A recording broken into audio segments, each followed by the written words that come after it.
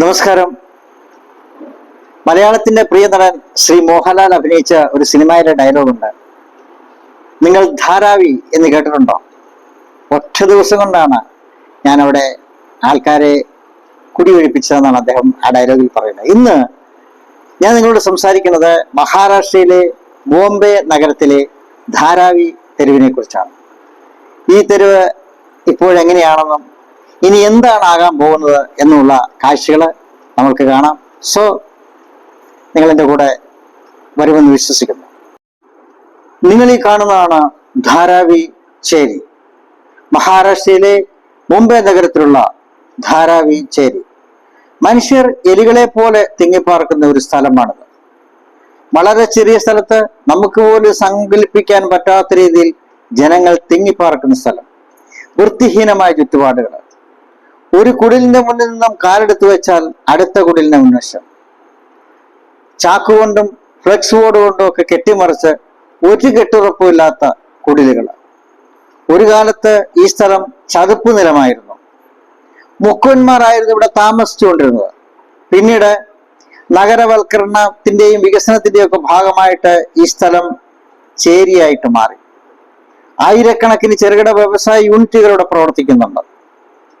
കയറ്റുമതി നിലവാരമുള്ള തൊഴിലുൽപ്പന്നങ്ങളുണ്ട്, എംബ്രോയിഡറി തുണിത്തരങ്ങളുണ്ട്, മൺപാത്രങ്ങളുണ്ട്. ഇതെല്ലാം വ്യാപകമായിട്ട് ഇവിടെ നിർമ്മിക്കപ്പെടുന്നു.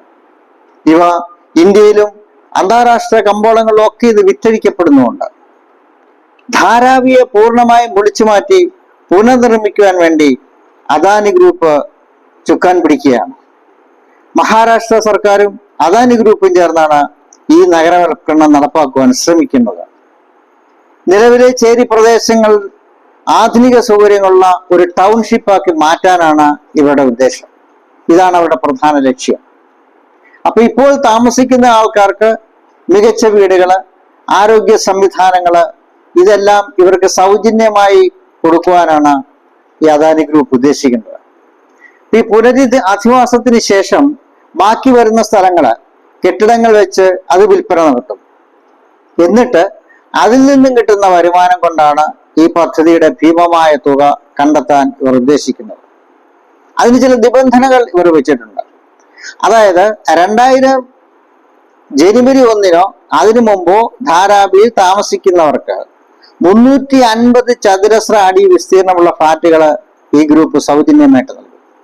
2010 ജാനുവരി വരെയുള്ള കാലാവധിയിൽ താമസമാക്കിയവർക്ക് കുറഞ്ഞ നിരക്കിൽ ഇതേ സ്ഥലം കൊടുക്കണം എന്നാണ് നിബന്ധന. അപ്പൊ അതിനുശേഷം ചേരിയിലെത്തിയുള്ളവർക്കൊന്നും താമസ സൗകര്യത്തിന് യോഗ്യരല്ല. അവർക്ക് ആർക്കും താമസ സൗകര്യം കൊടുക്കുകയുമില്ല. അവർക്ക് എവിടെ വേണമെങ്കിലും പോയി താമസിക്കാം. എന്നാൽ ഈ വിഭാഗത്തിൽപ്പെടുന്നവർക്ക് വാടക വീടുകൾ തരപ്പെടുത്തി കൊടുക്കുവാനുള്ള ശ്രമം അവർക്കുണ്ട്. അപ്പൊ ഈ ധാരാവി പുനരുദ്ധാരണത്തിന് വേണ്ടി പ്രതീക്ഷിക്കുന്ന ഏകദേശ ചെലവെന്ന് പറഞ്ഞാൽ 95,790 കോടി രൂപയാണ്. ഇത് മഹാരാഷ്ട്ര ഗവൺമെന്റും അദാനി ഗ്രൂപ്പും കൂടെ ചേർന്നാണ് ഈ സംരംഭം നടത്തുന്നത്. അപ്പൊ ഈ പദ്ധതി പൂർത്തിയാക്കാൻ കുറഞ്ഞ ഒരു 7 വർഷമെങ്കിലും എടുക്കും. 2032 ജനുവരി വരെയാണ് ഇതിന്റെ ലക്ഷ്യസമയം. അപ്പൊ ഈ വർഷം ജാനുവരി 14 ആരംഭിച്ചതായിട്ടാണ് കണക്കാക്കുന്നത്. അങ്ങനെയാണ് റിപ്പോർട്ടുകളും വരുന്നത്.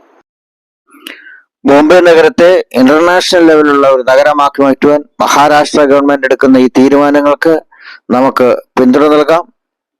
ഹലോ വേൾഡ് ചാനലിന് വേണ്ടി റിപ്പോർട്ടർ ബാബുസേനൻ.